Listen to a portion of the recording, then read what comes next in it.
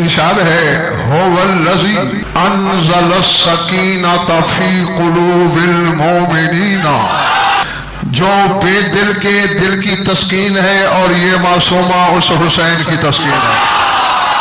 सरकार बाक़िर उलूम से पूछा, सरकार सकीना क्या है? काला अल ईमान, ईमान का नाम सकीना है। सरकार काज़िम से मामला पूछा गया, मौला सकीना क्या है? काला हिया रूहुल्लाह है। फरमाया ये जो सकीना है ना, अल्लाह की रूह का नाम है। और ये उस तरह रूह ना समझ लेना जैसे तुम में है। फरमाया ये बोलने वाली रूह है।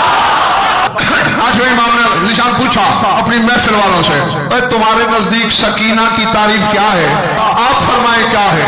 काला हिया रीहुन तखरुजु मिनल जन्नत तय्यबतुन। फरमाया ये जन्नत से निकलने वाली तय्यब हवा है।